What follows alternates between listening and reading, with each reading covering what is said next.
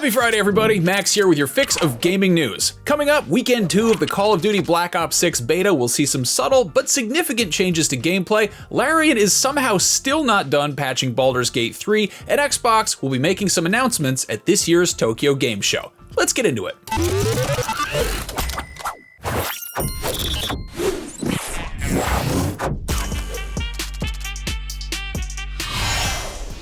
Call of Duty Black Ops 6 doesn't officially launch until late October, but for anybody who wants to check out the multiplayer a little bit early, an open beta is taking place this weekend across all platforms. Players who pre-ordered the game got early access to the beta last weekend, but for weekend 2, Treyarch is already implementing a bunch of gameplay tweaks that should hopefully improve the experience overall. Treyarch posted a thorough breakdown of the adjustments on the official blog, but the TLDR is that things have been sped up. Weapon drop times have been reduced across the board, and assault rifle, SMG, LMG, shotgun, marksman rifle, pistol, and launcher drop times have all been reduced by 50 milliseconds, and sniper drop times have been reduced by 100 milliseconds. If that's still not snappy enough for you, keep in mind there's a fast hand strategist perk that'll reduce weapon swap times even more. Movement has also been tweaked, and player speed while crouching or aiming down sights with almost all classes of firearm have been increased, and those of you who enjoy running with sharp objects and stabbing people in the head, you'll be happy to know that all forms of traversal with a melee weapon equipped have been given a little kick in the ass. Progression should also be a bit quicker now too, thanks to an increase in awarded weapon XP, which is always nice, and general spawn logic has been adjusted.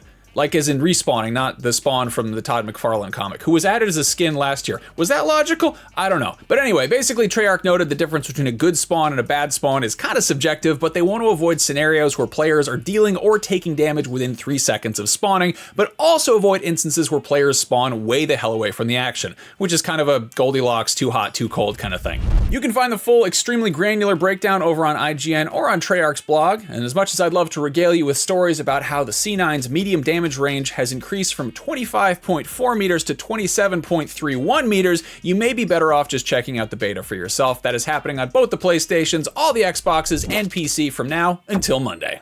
Speaking of updates, Baldur's Gate 3 just got its 7th major patch on PC, which included, among other things, official mod support, 13 new cinematics, new legendary actions, plus over 1,000 minor fixes and improvements. There's still no word on when this patch is going to be coming to Mac and consoles, but Larian did reveal that it somehow still has more updates on the way? Seriously? Larian's head of publishing, Michael Dowse, posted on Twitter, quote, "Good news, kids, it's not the final update. We ain't gonna talk about what's coming for the game because it puts undue pressure on the devs, but there are things we've said we'll do that are still coming, and the chefs must cook." Version 1.0 of Baldur's Gate 3 celebrated its 1-year anniversary last month, and it is wild that a game that was so good at launch has only gotten better since then.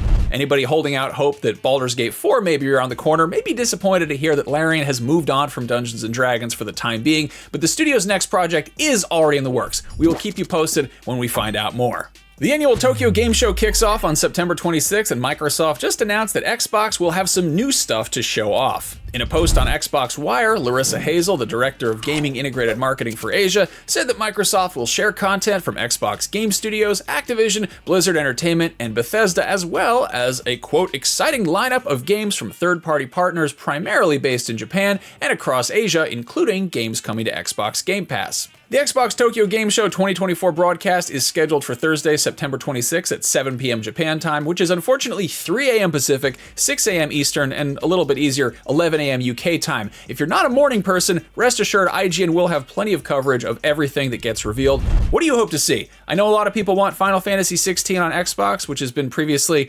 PS5 exclusive. I'm kind of hoping we get to see some more stuff on Kojima's Xbox project Overdose. What is it? Looks scary, or just weird. It's a Kojima game, that's a given.